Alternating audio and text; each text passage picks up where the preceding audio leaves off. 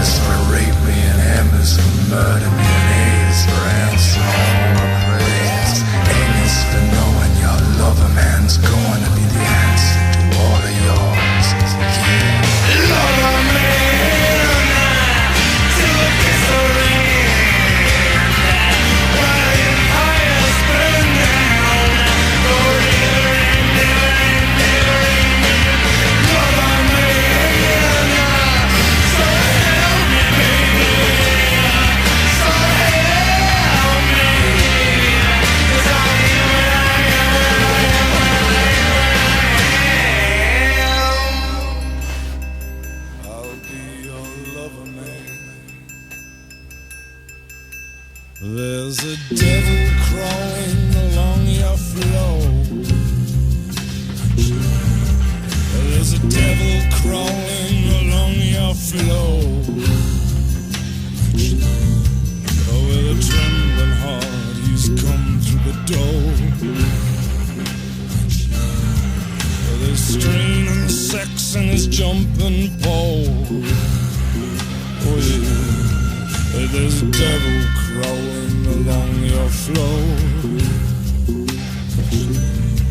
And he's old and he's stupid and he's hungry and he's sore and he's lame and he's blind and he's dirty and he's poor. Give him more, give him more, give him more, give him more, give him more, give him more, give him more, give him more. There's a devil crawling along your floor.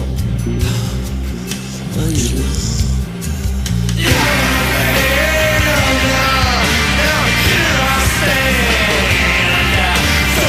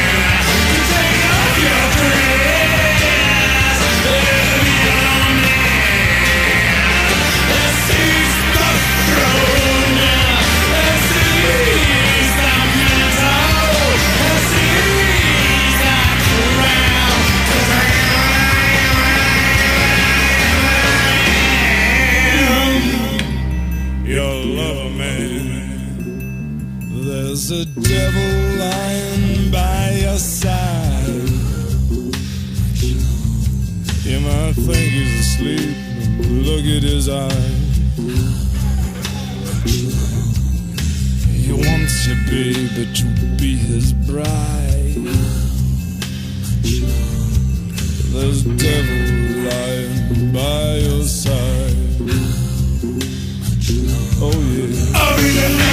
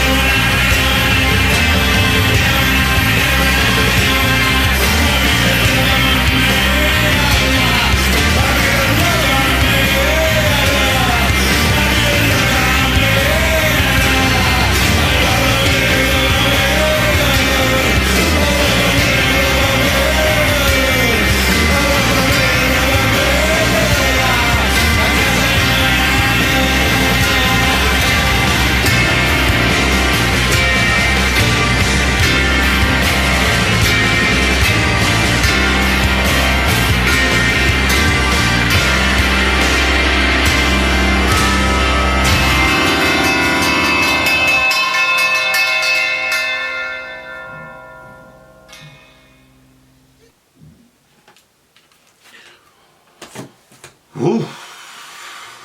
What a unique song. Yeah, it really was. This is probably the most unique song of 2020 so far.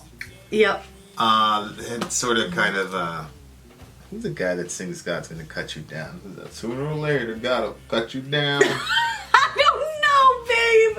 And I've never seen you do something that sounds country. That was so cute. The guy that did, the Hurt song, Johnny Cash. It has sort of a metal meets Johnny Cash kind of yes, it does. thing. Like that whole thing where you're like in the saloon and shit. Yeah. Like that's some badass shit, man. The guy's in the saloon, he's got his hat down with a straw. Yep. This guy's little revolver. Yep. You know, you don't want no smoke with the guy with the revolver and the hat, you know what I'm saying? Like yo, like you know how me, I like violence or whatever, but like to me, if I'd have been back in the day, I'd have boom, little swinging doors in the saloon. Yeah. I'm like, yeah, what's good? And if I'd have seen the guy with like the hat above, I'm like, nah, the guy's got a hat below his eyes. He's chewing the straw. Leave him alone. He don't want no smoke, but he's not well. He's not well.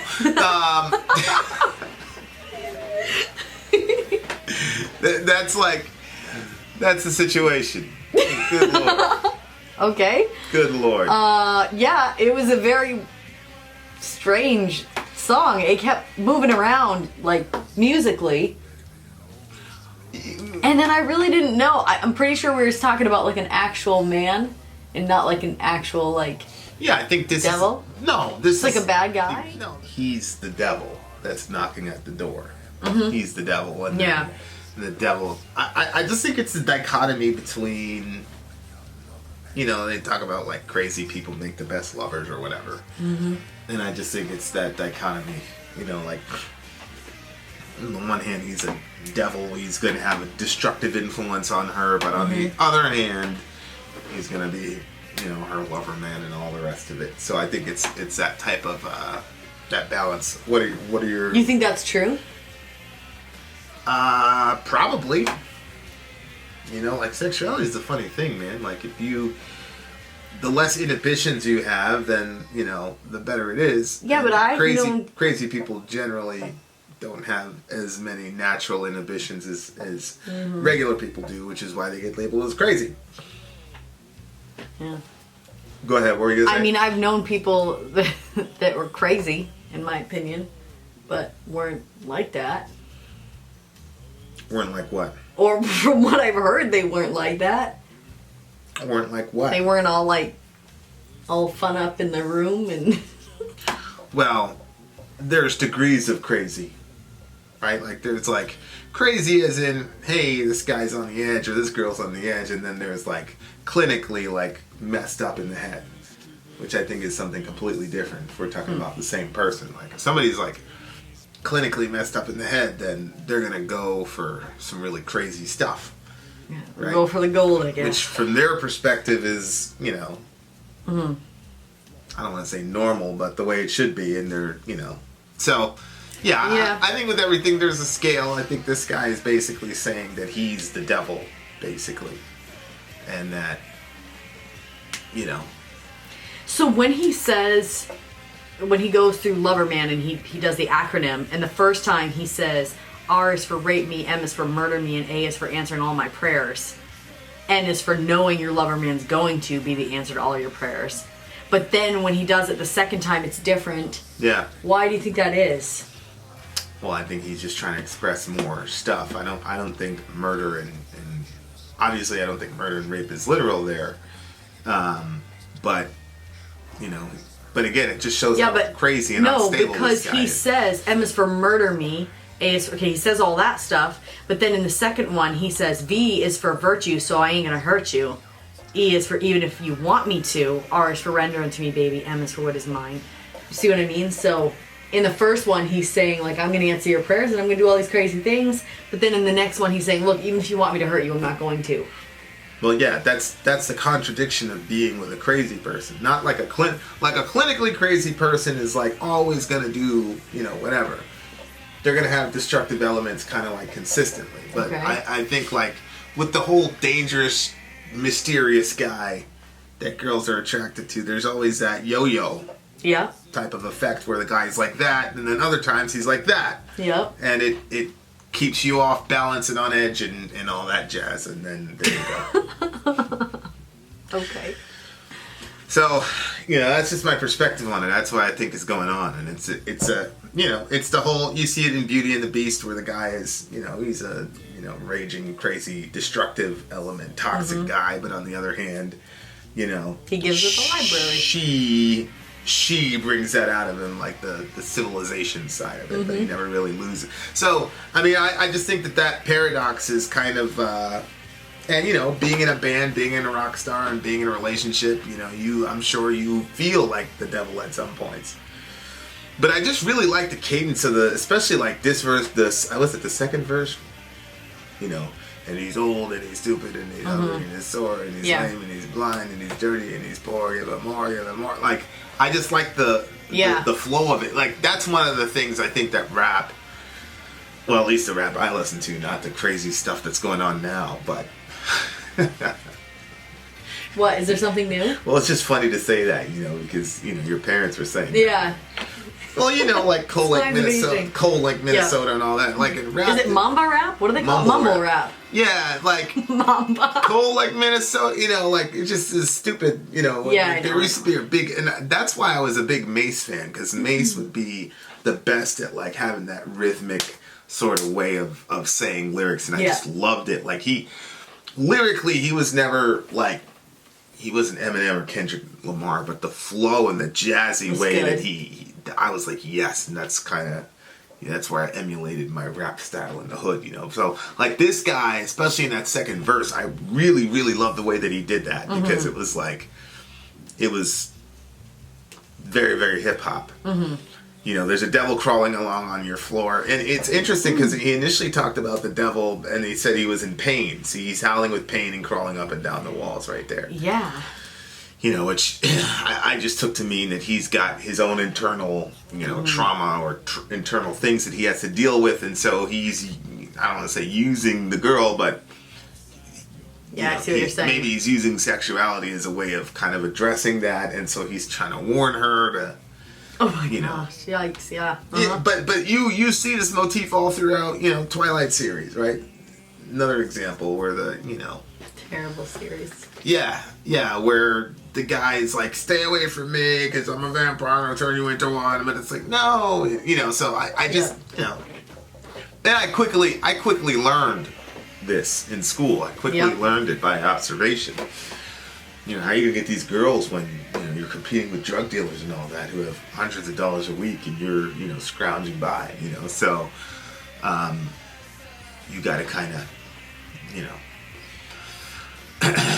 But just the way that why are you shaking your head? What are you thinking? Because you're such a different person now than you were then, because you're... it would be very interesting to see you have a conversation with your younger self, because your younger self was mean, and you're not like that. You took advantage of those people. Eh, What do you mean? we're all 15, 16-year-old kids. Like, Yeah. I wouldn't say it that way. It's not Really? Like, yeah, I mean, why couldn't it be they took advantage of me? Huh? Who was the one that broke it off? Using me for my companionship? Who was the one Well, that there broke was it off? never anything on for me to break off. Like, I never committed to anybody. That's the thing. Yeah. I only committed to, 2 girls really in school. Other than that, I was pretty, But yeah, I mean, I see your point. I was not very nice during school. I would say I was mean. What do you think, audience? But yeah, no, I mean, yeah, I definitely see your point. I see your point. It seemed that you enjoyed the song, though. Well, I did. I liked his singing, and Did you like the obviously country style with the a little country in there. The There was a cowbell acronym in reminded me a little bit of Peter Steele. Got a little Peter Steele in there. Just Really? the acronym itself, because you know how you can kind of take it a little bit like. Oh, yeah. So yeah, I mean, I was a fan. I was a fan of the lyrics. Obviously, I'm one of those people that likes a little bit of dark and light at the same time. Well, I mean, yeah. I don't think we'd be together if you didn't. Right. So you'd have to be for sure. Right.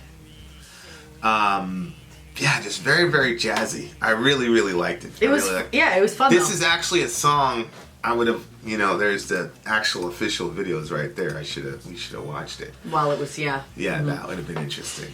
But and I don't know really, how to, get the girls to be prepared for this type of individual, because I mean, it could work technically because you and I do, but it's one in a million. I know. So I'm not, I know, and I feel like one of our girls wants that, but that, and they probably see our dynamic, and I feel like You think that they know how crazy I am? No, I don't think they know. No, but I think that they know that you're not. I don't want to use the word. What's another word I can use besides that? I don't care, just use it. We've already crossed the threshold. I think that it's very they look at you and they know that you're not a pussy. You know what I mean? Like you're a man, and I think that is something to be. And I think that it's very easy.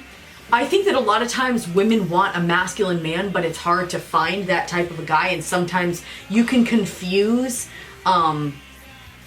It doesn't necessarily mean it's a masculine guy. It's just a guy who is, some people are just they like conflict.